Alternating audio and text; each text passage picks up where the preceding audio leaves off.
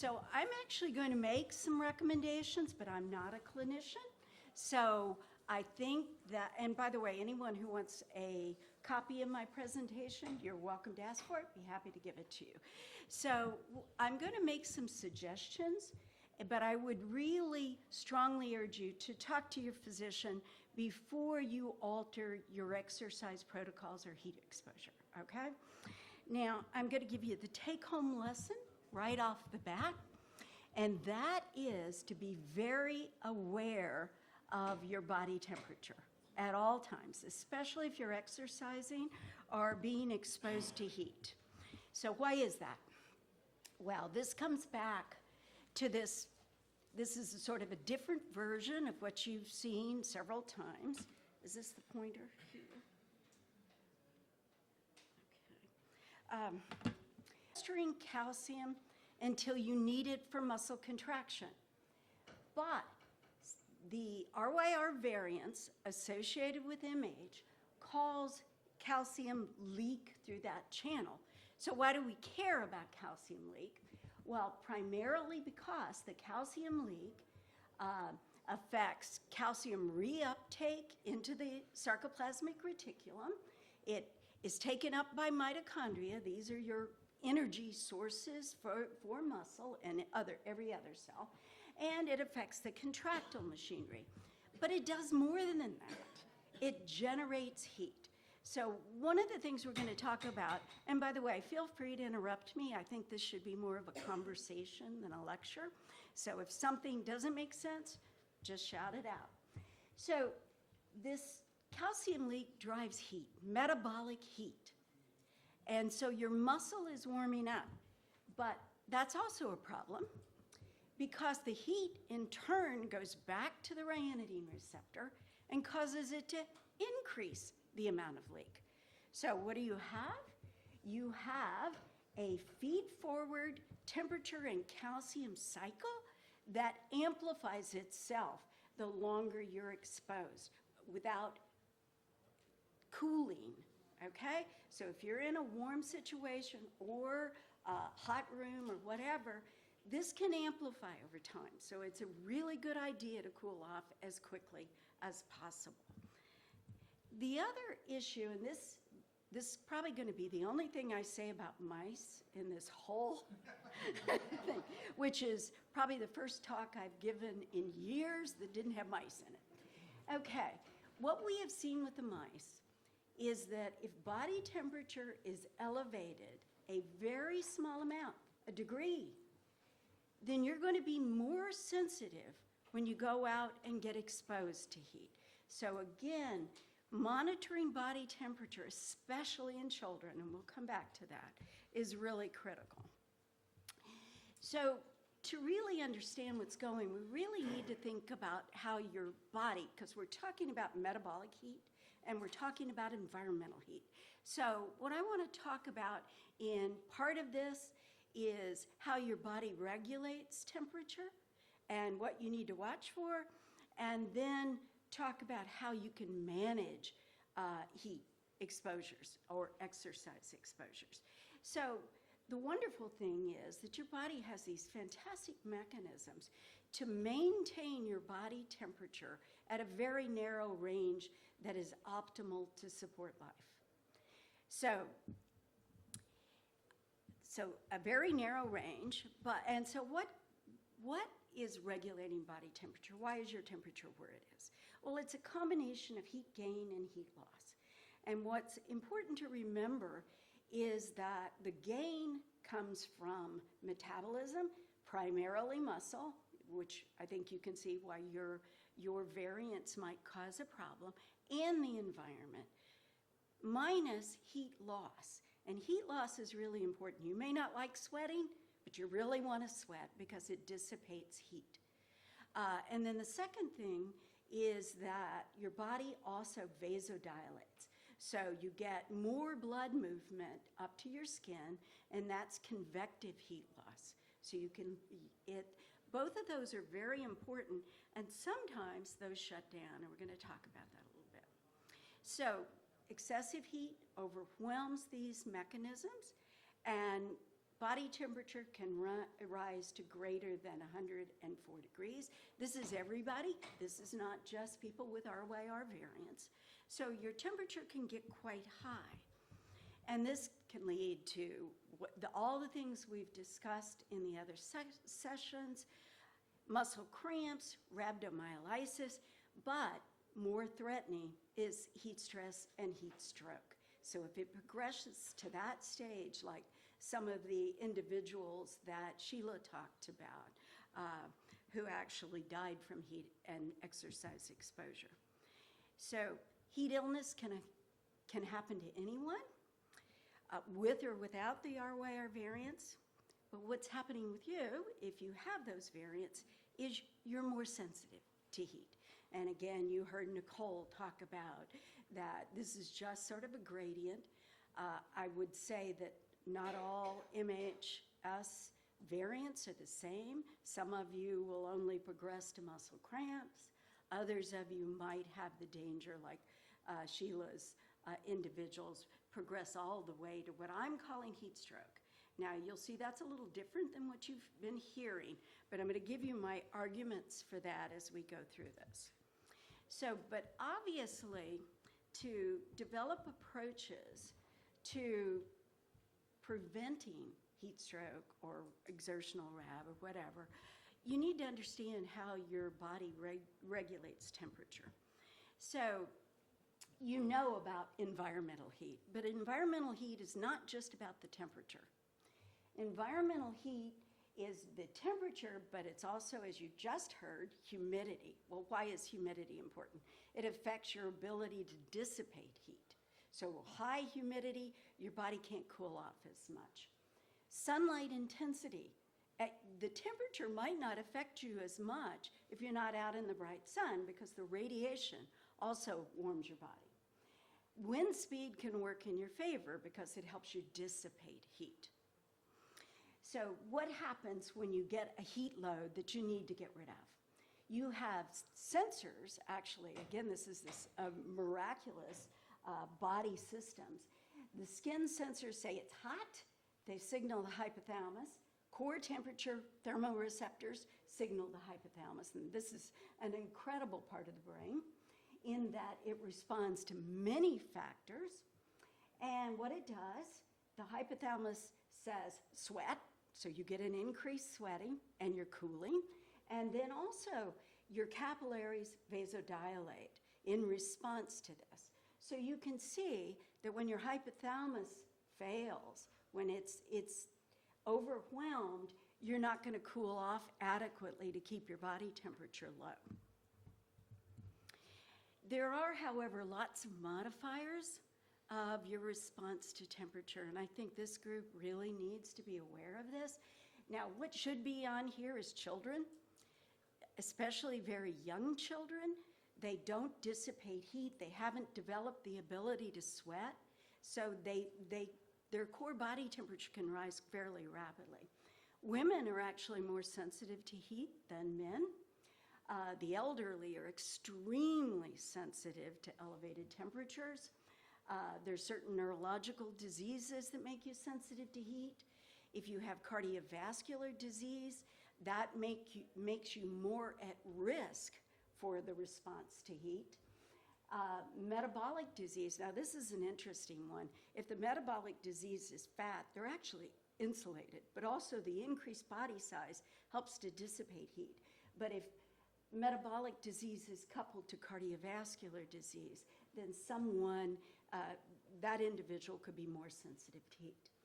So we know that, I don't like calling it genetic disease, I think these are genetic variants, but those variants can make you more sensitive, and we'll talk about that. Being in a wheelchair can make you more sensitive to heat because you can't cool down fast enough. You really need, that's going to be your response. Cool down as quickly as you can. Extensive burns destroy ability for the vasodilation, the heat dissipation mechanisms to go. And as you just heard from Sheila, I believe, that previous heat injuries can make you more vulnerable to multiple episodes. What is that metabolic conditions? No, oh, here, metabolic disease, yeah, that's more associated with obesity and that sort of thing. I mean, in many ways, and we're going to talk about this, the MH susceptibility is a metabolic change that you need to be aware of because so much heat is coming from your muscle. And we'll go through those mechanisms. And again, the sort of recommendations. I was just curious, when we're talking about elevated body temperature, if we're trying to take a baseline, like I've noticed my temperature tends to be lower than like 98.4. Most of us are. Yeah, so what is like the best time to take your temperature daily for a week to get a baseline or something? I think it should correspond to the time that you exercise or plan to go out and heat. So try to get a baseline. If you do exercise outdoors at the same time every day, try to get that basal temperature and make sure it's not varying. Again, it's hard to tell if your body temperature goes up 1 degree, you think, that's no big deal. But I can tell you, in the mice, a half a degree will make the difference of whether they have a heat response or not, okay? And that's before heat exposure, okay? All right, so let's move on. So I'm going to make a suggestion in this, and I think the families that are affected by this should consider it. I mean, you've probably had the question, especially since I presented this, is whether what I'm talking about, the MHS associated heat sensitivity, this increased sensitivity to heat, which I am calling ESH, enhanced sensitivity to heat, or ESHS, enhanced sensitivity to heat stroke.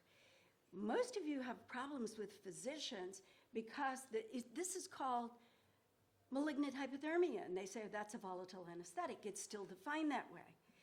But you also have an enhanced sensitivity to heat in the environment. And I think it's time that we recognize they may be associated with the same variants, but they're very different responses. And for you to get a serious response from a physician, an uninformed one, you mention heat stroke, and believe me, they're going to pay attention, okay? So I would suggest that change. So it raises the question then, is this heat sensitivity that you experience, is this associated, is this in any way related to environmental heat stroke, just regular heat stroke, or exertional heat stroke? Is it related? And what I'm going to try to convince you is that it is, all right? But I will say that's controversial, okay? And you may disagree, and I'm happy to hear what you have to say. All right. So in all three conditions, the body temperature reaches 104 or greater for heat stroke, okay? So it's a very high temperature. Those of you with kids recognize that your children get up close to 104 relatively easy. And so I think this is something you need to really be aware of. The second thing is, what are the triggers for these three heat stroke type environments? And you know, the end result is death. So we really need to understand the triggers.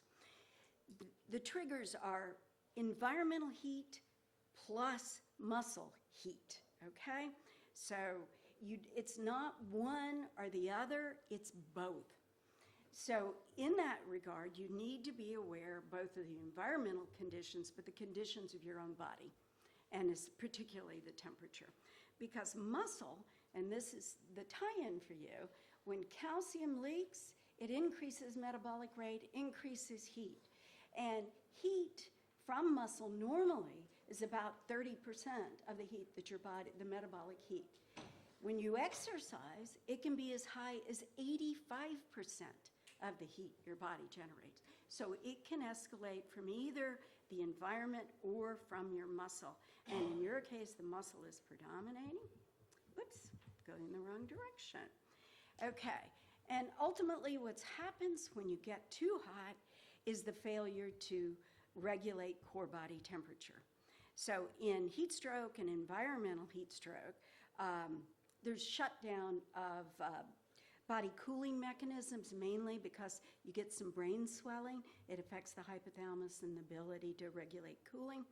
But one key thing in heat stroke and exertional heat stroke is sweating generally ceases. Okay, so you're actually dry. And again, I tell you, you might hate sweating, but you really want to sweat when you're exposed to heat. There's some debate about whether that happens at any stage with the enhanced sensitivity to heat stroke, but mostly you're still sweating, but your body temperature reaches that temperature before the brain swelling starts to occur and shutting down cooling mechanisms. Does that happen because you're dehydrated or just like Right. because it shuts down? Dehydration is part of it, but the extensive vasodilation that occurs eventually leads to brain vasodilation of capillaries in the brain. So, I mean, that's a temporary thing. It reverses, okay? So every time I say brain, everybody freaks out. But it's a swelling that only lasts a short time. But it can cause headaches and stuff like that. Okay, let's go on. All right, the symptoms you all know and probably experience: muscle cramps, rhabdo. But the serious thing with sustained exposure, sustained elevated temperature, is this multi-organ failure. And what is that? So death in heat stroke results from potassium overload from the heart. Well, where does the potassium come from? Muscle. Protein overload to the kidneys, causing kidney failure. Where does that protein come from? Most of it comes from muscle. And then the brain swelling that occurs with the extensive vasodilation. So the treatment, dantrolene maybe, but is it fast enough? It's fast enough for rhabdo, okay? But is it fast enough if you are in a real heat crisis? Probably not. And I would suggest, just like they do in sports, and I think most people would agree with that, Cody, that they put you in an ice bath. So, or cool you down as fast as they can. And that's true for you too. So be aware of that and be prepared to quickly cool down your body if it moves to the heat stroke level. Okay, so I advertise this as prevention. And so that's what I want to talk to you about in the next slide. So how do you, again, I'm not going to talk drugs. I think dantrolene is wonderful. I think there's a whole bunch of things in the pipeline to treat this. But sometimes it's just better to prevent it and to be very aware and not have these episodes. Or all the times, not sometimes. Okay, so this is just heat stroke, heat exhaustion and heat stroke for everybody. It has nothing to do with the variants. It has to do, you might be more sensitive to these, but these are the symptoms anyway.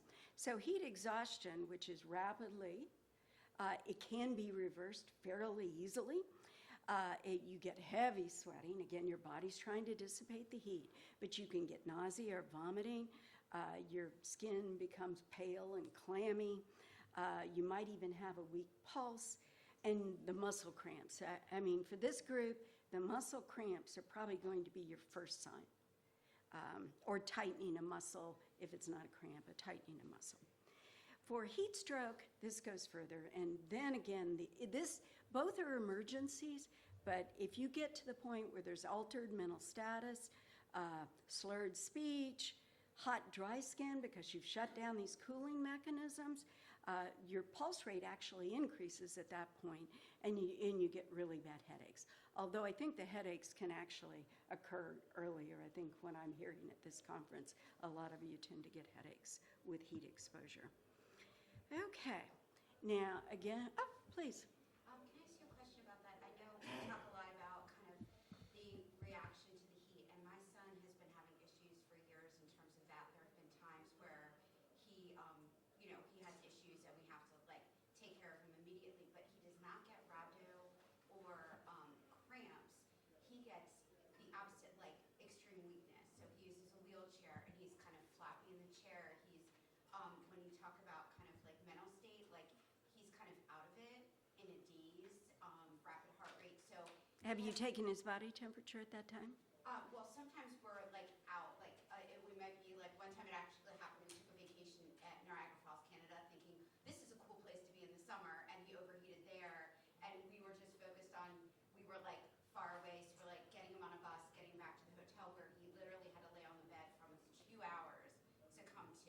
Well, again, not being a clinician, I'm probably not the best one to ask, but again, cooling rapidly, but carrying a thermometer with you and making sure what his body temperature is doing at that stage will So help. let's say his temperature does hit that high point, is that where really when it gets that bad? No, you don't want to go to medical? 104. You, Okay. you want to stay below 100, actually, okay? But if they have those reactions where you need the cooling, like is there a certain line where you say, go seek medical help or you can treat this on your own? I think if you have MHS and if your child does, I would err on the cautious side and go to the emergency room, okay? But I would agree with that because if it becomes an episode, the chances of your child getting to the hospital for dantrolene is going to be almost zero for it to help. But again, this is about cooling, I think, when you actually have the episode and get really cooling. Get the ankles Okay. to give you the Yeah, elbow. ice packs, whatever it takes. Okay, so they're at increased risk. Again, as I said before, babies and younger children don't dissipate heat because they don't sweat. Think about your own kids. When they're really young, they don't sweat. So the body temperature builds up a lot faster, the core body temperature. They also spend more time playing outdoors, and they have less control over their environments. So, you know, they go for recess at school, and they can't really come back in very easily. They're out there for a set period of time. And so these are type of things that you need to be aware of with children and talk to teachers, et cetera. If he or she is feeling hot, muscle cramps, whatever, cool them down as quickly as possible. All right. They also have less understanding of what's going on with them, and I think informing them is really important. There's a question back here.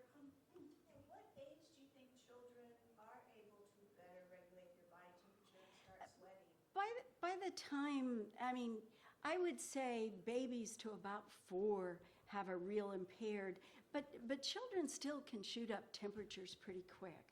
So, I mean, it's better to watch. By the time they're 8 to 10, they probably are temperature regulating just about the same way we do. Okay? All right. And then here again, this is the caution. This is not just about environmental heat. We're talking about body heat. So infections can elevate body temperature, and an infection alone that causes a high fever can also trigger this response.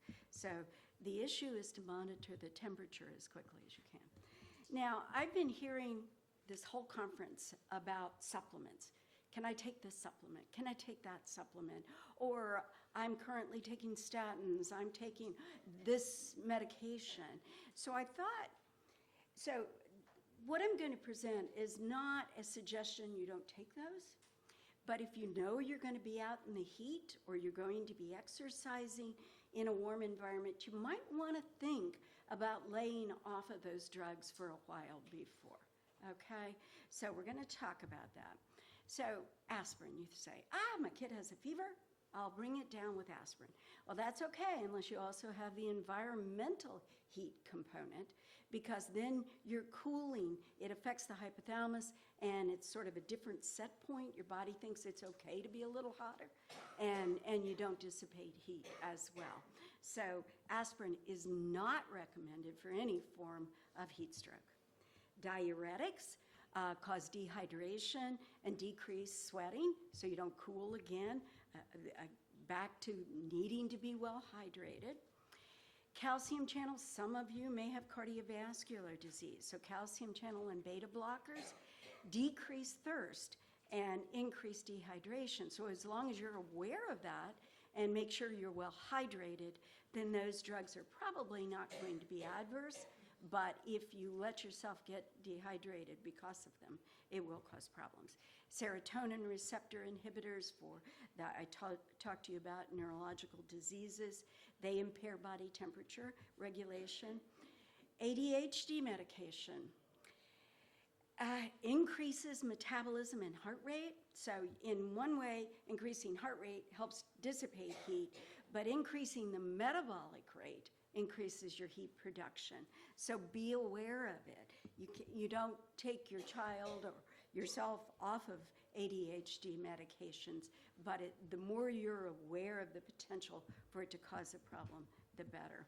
Thyroid replacement medications, it increases metabolic rate and heat generation. Antihistamines decrease sweating. So again, you don't want to decrease sweating. I mean, sometimes I would like to, but no. All right. And then statins. This obviously is sorry, I didn't separate two on this. Statins, many people take statins, and you should think about it very carefully. Maybe if you know you're going to be out for an extended period of time, maybe it's not going to hurt you to skip statins a couple of times, before you go out and eat. So you might think it down there. Unfortunately, these merge together, and I wanted to talk about the muscle stimulants because certain things have come up, creatine, caffeine, other things that you might be taking. These all increase metabolic rate, and again, increase sensitivity if you have the RYR variants associated with MHS. It might, and I really don't want to comment on that. They were discussing it, and it sounded like even the clinicians are totally sure of that. But, I mean, I can do some more research. Just to be more aware. Okay. Okay. Going back to like aspirin, does like Tylenol and ibuprofen kind of fall in that same Oops. category, or I don't know how I those did that, different sorry. and excitable? I'm sorry, I have this tendency to, all right, hold on. I am not sure about those. I don't think Tylenol has an effect on the hippocampus, but, on the hypothalamus, but I think it's something that you need to check, okay? Sorry, I don't know all of these. All right, so let's talk about management. First of all, these are the management recommendations for heat stroke and exertional heat stroke. They apply to you, okay? So I think they're obvious. You've heard them a million times. Think about the environment, not just the temperature, but the humidity, the sun intensity, and the wind velocity when you're considering being outdoors for an extended period of time. Drink plenty of water, loose-fitting clothes help dissipate heat. Avoid direct sunlight. Again, there's this radiative heat that comes from the sun that's addition to temperature. And don't exercise in the hottest parts of the day. Eating is thermogenic, so you can imagine that if you eat right before you exercise, your temperature might be a little bit elevated. So don't eat immediately before you exercise. Avoid taking supplements that elevate body temperature or impair cooling. Okay, so I'm going to give a few additional ones. Yep. Oh, I have a quick question about like hydration. Mm-hmm. So my son does marching band, and they're out like all summer. It's like a nightmare for me because he's always at risk of overheating. So I give him liquid IV mixed in with his water. Does that have any added benefit to reducing that, or just plain water has the same effect? As far as I can tell, that water in coffee, in sparkling drinks, in whatever, the hydration comes from the water. It doesn't really matter about the source as much to keep your body hydrated, okay? But the other things may help for other things, but for the hydration, that should be fine. Okay, so here are my additional recommendations. I don't know how I managed to screw up this presentation. They were supposed to go one at a time. Let's go. All right. So, whoops, I didn't do. All right. Are we there? Recommendations. For some reason, skip the next slide on this.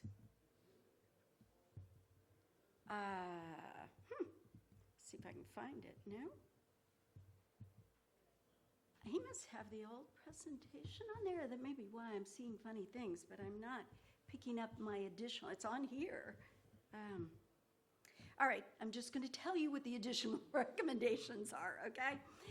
And you've heard it as I've gone through this. Being aware of body temperature is probably the biggest, most important thing that you can do to avoid heat illness. Again, if your child is running a fever, make sure they're not exposed to heat or are exercising in any way. If you see an increase in body temperature, cease exercising and cool down. And make sure your children are aware of the symptoms. All right, so now there's something a little bit different. Your thermostat at home, okay? One thing about muscle is it's very adaptive. It can generate heat in the cold, but it can also generate heat at higher temperatures. And abrupt changes in temperature, environmental temperatures, can cause the body to sort of overshoot temperature-wise. So if you're in a really, really cold house, you love it cold, or like that room was yesterday, and then you go outside in 100-degree weather, you're going to be more vulnerable. So you need to be aware of those changes. I would set your home temperature at a comfortable, not excess cold, not excess heat, but somewhere that's just comfortable. Hopefully comfortable for everybody, but that doesn't always work, as we know. Okay? And this is something that, to me, for physiology, has been one of the most remarkable things that I've followed in the literature. And that is, and I think, again, Cody knows this really well, the ability of your body to adapt to temperature changes and how you can utilize that to help you with your temperature sensitivity. So this means that you're going to do short exposures. You know you're going to be out, or you want to exercise outside. So what are you going to do? For the temperature part of it, and you can also do this for the exercise, 6 days of exposing yourself for a short time, monitoring your body temperature. 6 days. I want to show you what that does. This is human physiology. It reduces your core body temperature. It increases your sweating, decreases your skin temperature, increases the blood flow to the skin, increases thirst. You want to be thirsty. You want to drink. And then all these other things. But look at this graph. I think this must be, it is definitely not responding to me, okay? I apologize, you're not seeing this amazing graph. I wonder if there's... Try unplugging it and plugging it back in. Totally different presentation, okay? Any idea how to get it back on the screen? Might take a second.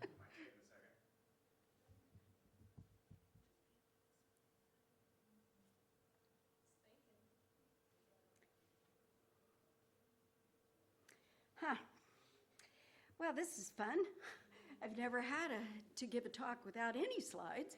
But the point being that your body can adapt to these temperatures. With anyone with an MHS variant, you need to be aware of it, and again, monitoring temperature. But this preparation, in as little as 6 days, you will find that your body acclimates to heat. I think it's just going to flicker for us for a while. Small exposures help it to adapt. Yes. You're not overloading it. No, you're not. You're just keeping the daily sort of exposures. And the human physiology studies on this have just been remarkable. That You work get, for anybody, yes, not just MH. everybody, yeah. So you increase capillary density. In that short time, your ability to dissipate heat gets greater. Your sweat response gets greater. And your body temperature lowers because you're adapting. And so I would recommend strongly that all of you consider, if you want to be outside, you don't want to give up being outside altogether. I would recommend that you go through the adapting phase. Again, monitor your body temperature. Any of you who are more into exercise, who would like to see some of the reviews on this, I can send you to oh, okay. How much time per day in that 6-day period? Well, it's going to depend. You can enjoy being out, taking a nice walk. It's hot, but you really need to have all the precautions and know the signs that your own body, you may get cramps, you may get weakness, you may experience headaches. Here were those additional recommendations, and then the heat adaptation. This is what I want. My life. Okay, finally. So this is this heat adaptation that I wanted to talk to you about. I know I'm not up there, but they missed most of the presentation anyway, so I'm going to come over here. So here's 6 days of adapting, and then a heat exposure. Okay? Look at this. Heart rate drops. The core body temperature is way below what it would be without the adaptation. It's not going up really high. Your exercise capacity actually increases with adapting. So this can be heat, it can be heat plus exercise. But you'll find you actually do better exercising with this type of adaptation. Now, the other thing that you can do is, just do it every so often. And make sure that you are adapting for when you go out to eat. This is, again, it's coming from a physiological review article, but the primary literature is very strong for this. So think about this as you design your own exercise protocol. But again, I don't know what your bodies can take. Again, I'm not a physician. This is from the physiology field, the human physiology field. But I think you can make your lives a little better and be at less risk for heat illness. So enjoy being outdoors, but take precautions. Adapt. Again, I think it's very important. And be aware of the warning signs, especially with your kids. Be very aware of the warning signs. Discuss the whole thing with your physician. And again, it's not just temperature. Be aware of all aspects of the environment when you decide to spend time outside. Okay. Oh, the drugs. Be sure and avoid the drugs that increase metabolic rate or decrease sweating. Okay. So I'll take any more questions. Yep. What's the best way to take your temperature? There's so many different Well, types of thermometers. that's right. I mean, ideally, you want to get more for core body temperature. It's really hard to say, but usually, if you have one of the thermometers that go on the skin, if you do a skin, you're probably better on your neck, or somewhere on this part of your body. I mean, your head and your main body cavity actually heat up faster than your legs. And some people worry if I cool this, actually, I think Kurt was talking about his cooling thing, his chest, but it didn't cool his legs. But it actually is cooling your legs. It may not feel like it, but when you cool your core, you cool the blood flow that's coming from the heart, and you cool it to your extremities as well. I just wanted to mention that I have something, it's called the Core Body Temp Sensor. And then the brand is Core. And you have to pair it with a heart rate monitor, but it monitors your core body temperature while you are doing an activity or exercising. And that's something that I use to make sure my body temperature isn't going too I high. think that's an excellent During idea. exercise.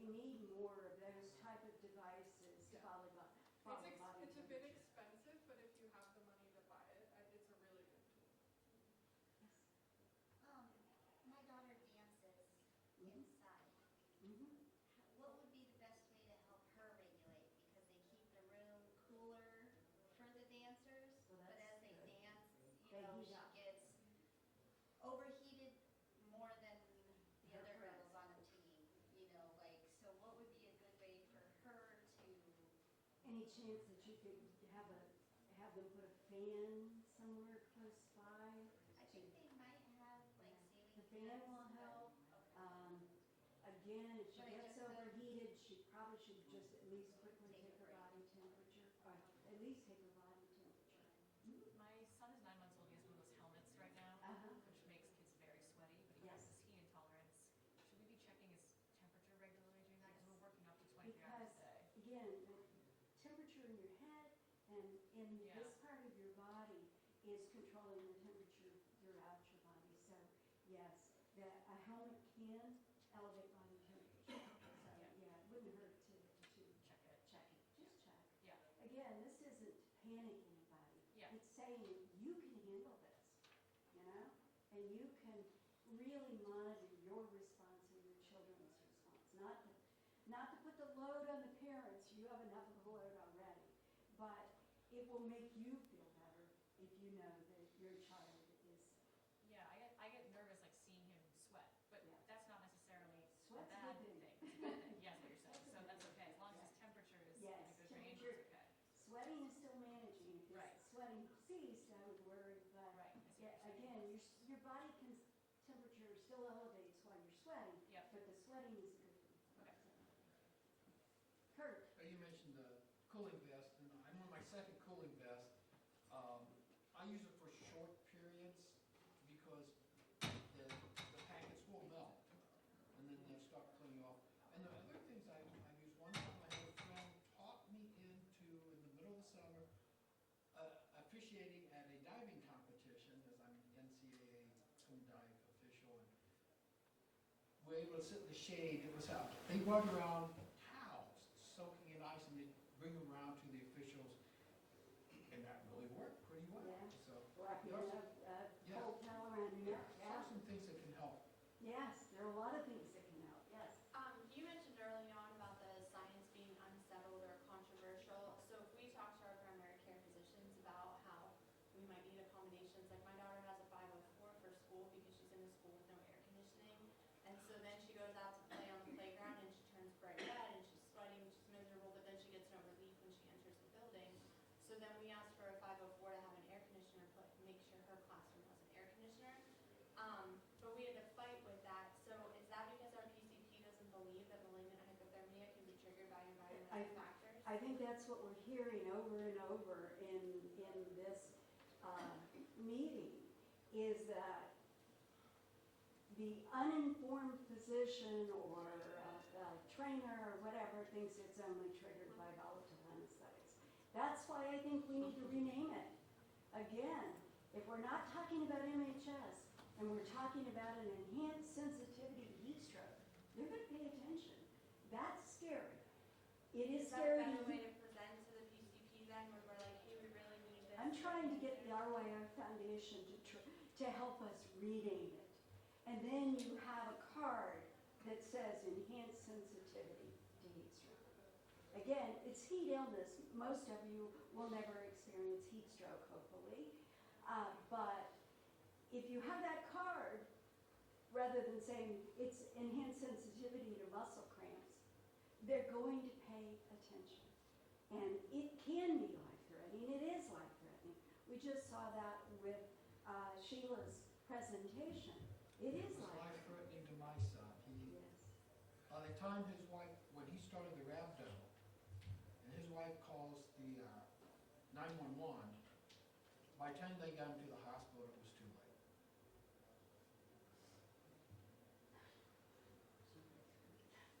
Yes. Sorry. Yes. All of us go. Man. Again, with her and her 504, my daughter has a 504 as well. And I just got her medical bracelet. Would it be worth, her medical bracelet says MHS RYR1 on it. Would it be helpful to also include like the Enhanced heat sensitivity. sensitivity to all her Again, forms? it is good to have the MHS there if you have to undergo, if you have to undergo surgery. But again, look up the definition. It doesn't talk about enhanced sensitivity to heat. It talks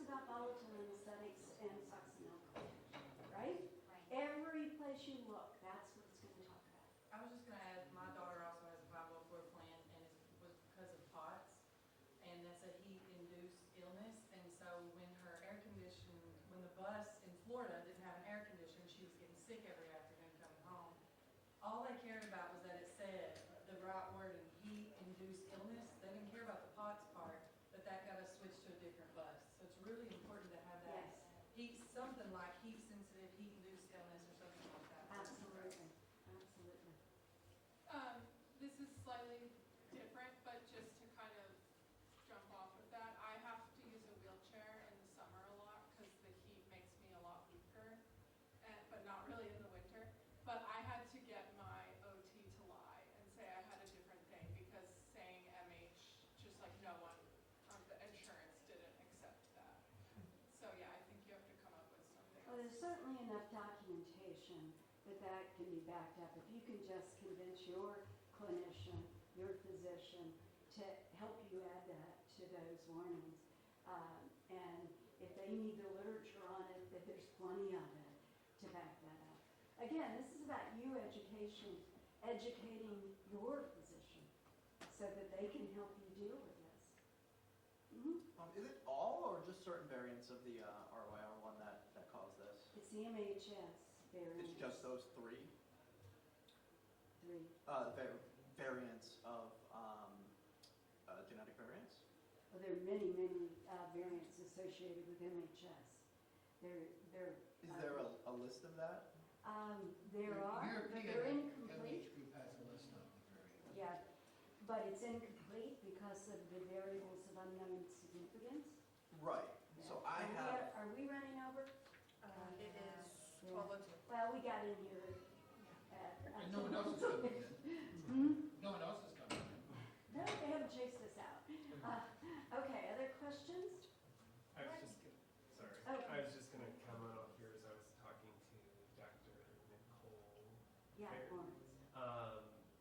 She had provided me like a website, that you can look up the variants that are confirmed, to be MH susceptible. But there's also a lot of unknowns as well, but there's an actual list of confirmed Yes, ones. the European malignant hypothermia Okay. site. However, There's a link there, to it in the malignant, on MHOUSE, the Malignant Hypothermia Association of the United States has a link to that. Okay. however, there are all of those variants that we don't know. And this gets back to this really difficult in vitro contracture test to confirm it for good. I think one thing that I'm hearing at this conference is that we're working on something that doesn't require that type of thing to screen for MH. And so the RYR Foundation is aware of the issue and wants to protect children. But all of these recommendations make sense for everybody, you know? It's not just if you're more sensitive, just be more aware if you're more sensitive. So, my son has kind of an unknown variant. There's only 2 cases of it. But he is really heat sensitive, like even just being against my body temp as an infant would make him break out in a heat rash. Would that be like an indication that maybe his variant is MH susceptible? I don't know about heat rash. I never particularly heard that as a phenomenon, but if his temperature elevates when he's in contact with you, it could. Okay. So just keep an eye on it. Yeah. Okay. What's the best way if you're running outside or whatever you're doing and overheating, if you're kind of waiting to see the reservoir, what's the best ways to cool down? Just try to, as you take your temperature. Heat, you should have light colored clothes, make sure they're loose Like enough after the, if you think you've to overheated. cool down. I mean, Cody does an ice bath, but he's adapting to an ice bath. He does it like 3 times a week. Something, or 3 But say you're times. out on the trail or, So, can you possibly carry some ice packs? right, If there's fountains, splash water, or even a water bottle, if you have a water bottle, you don't mind if that stays in sweating, so a little wetter's not gonna hurt you. So just whatever you can do to cool down, but get inside as quickly as you can where it's cool. and then once there, try to get ice or ice towels like Kurt Yeah, was saying. whatever, and especially in this core body. What it'll do for your legs is it'll decrease any cramps that you've gotten. So any of these other areas, but to decrease core body temperatures, your head, your neck, your